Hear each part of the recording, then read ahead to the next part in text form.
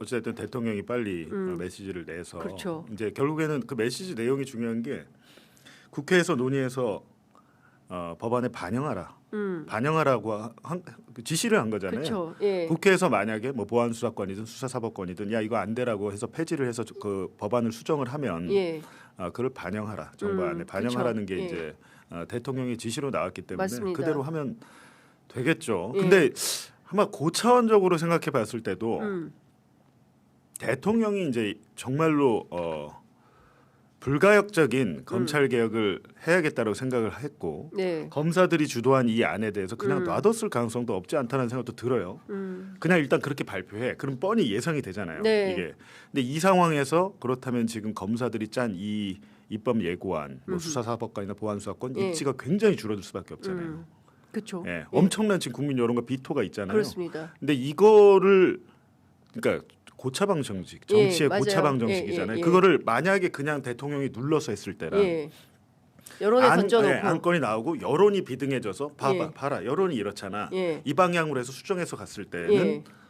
좀 다르죠. 완전히 그러니까 달라지는 정치의 고차방 정식인가 뭐 이런 생각도 들죠. 그렇죠. 아니 사실은 대통령 입장에서는 이럴 수 있을 것 같아요. 이건 뭐 완전히 네. 이제 저의 그 뇌피셜인데 안이 올라왔는데 그대로 사실 이 검찰 개혁이 이렇게 돼서 검찰이 다시 수사권을 갖고 모든 분야에 대해서 수사를 하면 제 1번의 피해자는 누가 되겠습니까? 저는 이재명 대통령과 민주당 정치인들이 네. 될 가능성이 굉장히 높고 네. 끊임없이 이 사람들이 노리는 거는 그 반영이잖아요. 네. 다시 한번 또 자기들이 그 권력을 쥐고 네. 수사권을 쥐고 돌아갈 그 생각을 하는 거잖아요. 실제로 제가 취재했을 때도 아니, 대통령 임기 5년입니다. 정치인 임기 4년입니다. 그분들은 5년 뒤에 4년 뒤에 떠나지만 우리는 20년째 이 자리에서 이거 하고 있어요. 네. 이거 결국 우리가 하게 됩니다. 이런 얘기를 하거든요. 검찰은 영원하다 이런 생각을 갖고 있는 거예요. 그래서 그런 차원에서 보자면 자기들 입장에 편리한 대로 짠 거죠 판을. 그러나 그거를 다시 받아서 대중에 던지고 이 여론을 거역할 수도 없잖아요. 대통령도.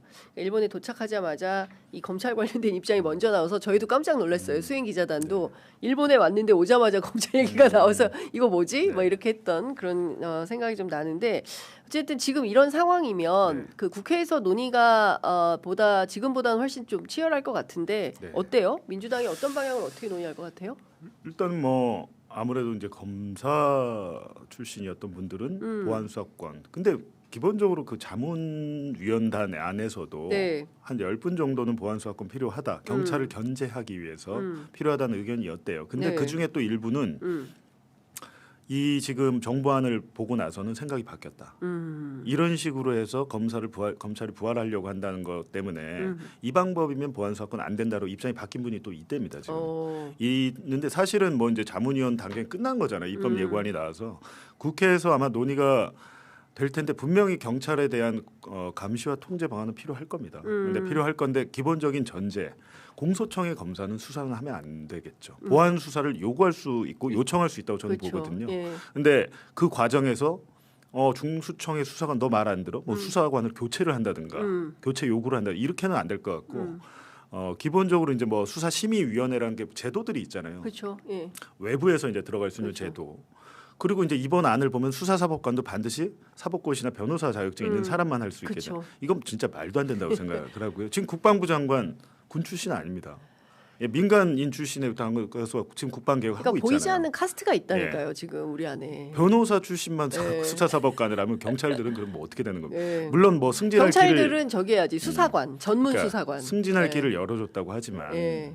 뭐 말도 안 되는 그러니까 얘기고 기본적인 신분 차별이 있는 거고. 딱 두 개입니다. 수사사법관하고 보안수사권. 쟁점은 가장 큰 쟁점은 이 두 개고 예. 지금 설치법을 같이 할 때 형사소송법 개정도 같이 돼야지. 그렇죠. 이게 지금 지방선거 앞두고 뭐 4월 5일 이렇게 되면 형사소송법 개정을 못 합니다. 그렇죠. 보안 수사에 대한 그 규정이 지금 형사소송법에 있다는 거잖아요. 예. 근데 그 부분에 대해서 형소법을 그 조항을 폐지했을 때 비로소 이게 의미가 있는 거지. 애매하게 남겨놓으면 나중에 또 하게 되고.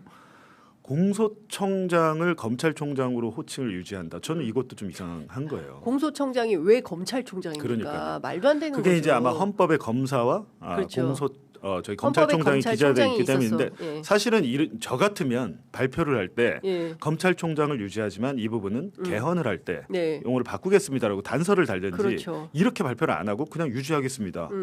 우리가 그냥 이렇게 할 테니까 니네 그렇게 검찰총장 알고 있어. 시대가 네. 다시 되는 거죠. 말도 안 되는 네. 거고 저는 기본적으로 검사란 단어도 이참에 없앴으면 좋겠다.